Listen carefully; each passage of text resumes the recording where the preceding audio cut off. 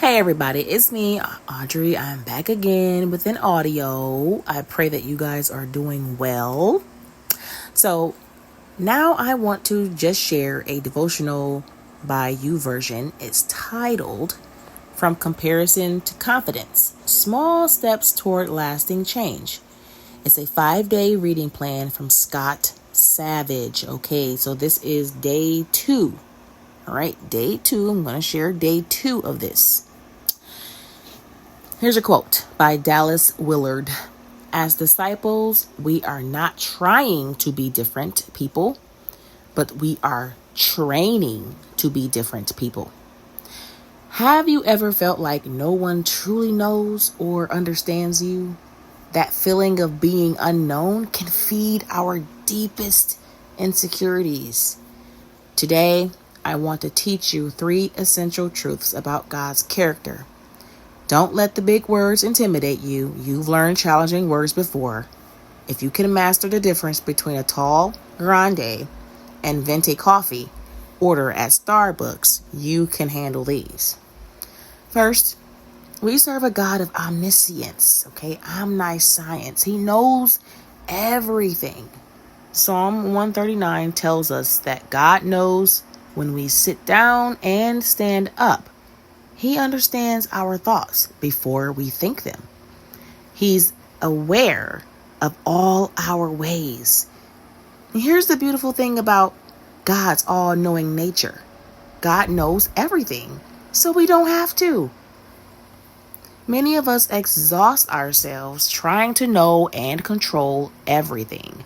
Our anxiety about the future, constant what-if questions, and the need to figure everything out aren't knowledge problems. They're control problems. We feel the need to always be in control. However, God's omniscience frees us from that burden. Number 2, God is omnipresent. He is always with us. David wrote, "Where can I go to escape your spirit? Where can I flee from your presence?" Psalm 139:7. Some of us believe God is only present when we're being good and absent when we mess up. We feel close to God when we're sustaining great habits and far from God when we've gone down the wrong road. But nowhere will life take us where God cannot meet us. Your best moments and worst moments, God is right there. You may not feel close to God, but your feelings and perceptions about reality don't change the character and power of God. And finally, God is omnipotent. He's all powerful.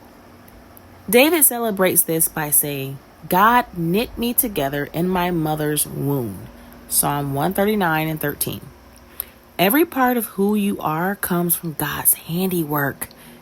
So when you feel powerless to change, remember you serve an all-powerful God.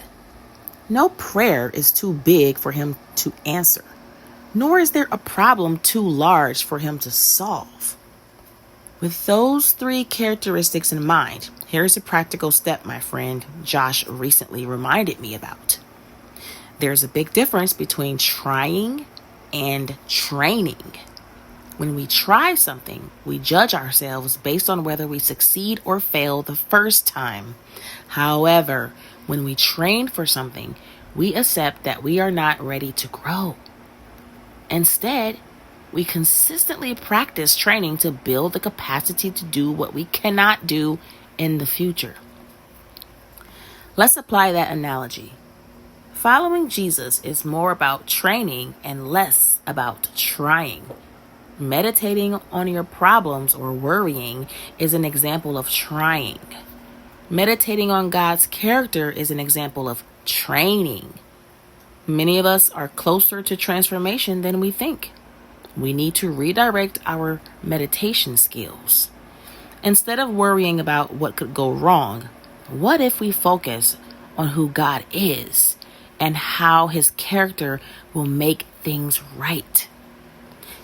When you're tempted to worry today, pause and redirect your focus to the fact that God knows everything, is always with you, and is all powerful. Tomorrow, I'll share how these truths about God's character can transform the soundtracks playing in your mind. But today, ask yourself, which of God's characteristics, his all-knowing nature, his constant presence, or his unlimited power, do you most need to remember right now? Remember, if you want to reap a harvest of security in God's love, you must repeat these truths about his character. Psalm 139, verses 1 through 6. O Lord, you have searched me and known me. You know my sitting down and my rising up.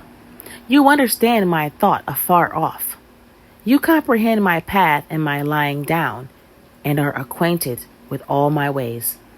For there is not a word on my tongue, but behold, O Lord, you know it all together. You have hedged me behind and before, and laid your hand upon me. Such knowledge is too wonderful for me. It is high. I cannot attain it. Psalm 139, 13 through 16. For you formed my inward parts. You covered me in my mother's womb. I will praise you, for I am fearfully and wonderfully made. Marvelous are your works, and that my soul knows very well. My frame was not hidden from you when I was made in secret and skillfully wrought in the lowest parts of the earth. Your eyes saw my substance being yet unformed.